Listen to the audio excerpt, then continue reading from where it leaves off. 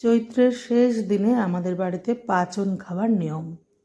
এর আগে লং ভিডিওতে আমি পাঁচনের পুরো রেসিপি আপনাদের সবার সাথে শেয়ার করেছি। আজ আরও একবার এই নিরামিষ থালি অবশ্যই আপনাদের সাথে শেয়ার করব, সেই সঙ্গে পাঁচন কিভাবে হয় তাও শেয়ার করব। পাঁচন তৈরি করার জন্য সমস্ত রকমের সবজি বাজার থেকে আগের দিন কিনে এনে একটা বড় ঝুড়ি বা ধামাতে জাগিয়ে রাখা হয়। এখানে কাঁচা আম থেকে শুরু করে গন্ধরাজ লেবু, যত ধরনের সবজি পাওয়া যায় তাই রাখা হয়ে থাকে। পরদিন সকালবেলা বাসি কাপড় চোপড় ছেড়ে নিম হলুদে স্নান করে সবজিগুলো কেটে নিয়েছি। এবারে তো রান্নার পালা, আর এটার বিশেষ একটা বীজ ব্যবহার করা হয়, শিমদানার বীজ, তাও পরিষ্কার করে খোসা ছাড়িয়ে নিয়ে নিয়েছি। একটা কড়াইতে জিরে রোস্ট করে গুঁড়িয়ে রাখছি, আর বড় কড়াইতে এবার সর্ষের তেল গরম করে আলুর টুকরোতে নুন হলুদ মাখিয়ে নিয়েছি। আলুটা ভাজতে ভাজতেই জিরেটা ঠান্ডা হয়ে যাবে, আর তারপরই তা মিক্সিতে দিয়ে গুঁড়ো করে নিয়েছি। খুব সুন্দর গন্ধ। ঢাকনা দিয়ে ঢেকে দিই। এরপরেই আলু তুলে রেখে ওই তেলেই পটল আর বেগুনের টুকরোগুলো দিয়ে ভেজে নিচ্ছি।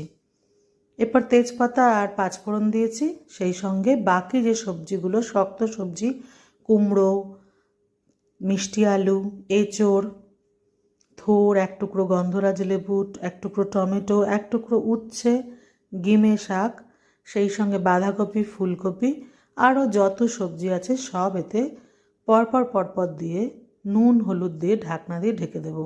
এদিকে অন্য একটা পাত্রে আমি সমস্ত রকমের ডাঁটা, সজনে ডাঁটা, লাউ ডাঁটা, কুমড়ো ডাঁটা, বরবটি, এগুলো একটু ভাপিয়ে রেখেছিলাম, তা এতে দিয়ে নিয়ে ভালো করে নেড়ে মিশিয়ে ঢাকনা দিয়ে ঢেকে নিলাম। দেখলাম জায়গাটা অনেকটা ছোট হয়ে গেছে, তখন দুটো কড়াইতে ভাগ করে নিয়ে, অর্থাৎ শিফট করে নিয়ে আবারও রান্না শুরু করলাম।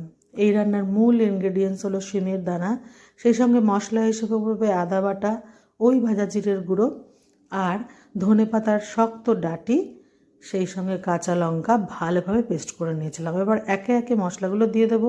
ধনেপাতা কাঁচা লঙ্কার পেস্ট দিয়ে দিলাম, আদার পেস্টও দিয়ে দিয়েছি, সেই সঙ্গে ভাজা জিরের গুঁড়ো। আর কিন্তু কোনো মশলা এতে পড়বে না, এক ফোঁটা জলও এতে ব্যবহার করব না।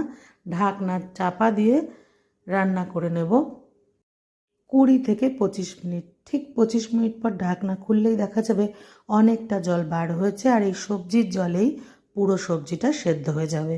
শুকিয়ে এলে ধনেপাতার কুচি, সেই সঙ্গে আরও খানিকটা ভাজা জিরের গুঁড়ো ছড়িয়ে নামিয়ে নেওয়া হয়েছে পাঁচন। আজকে কচুর শাকও আছে, সঙ্গে আছে গিমা শাকের বড়া, এর সাথেই আছে তেঁতুল ডাল, টক ডাল, ভাজা আর আমের চাটনি।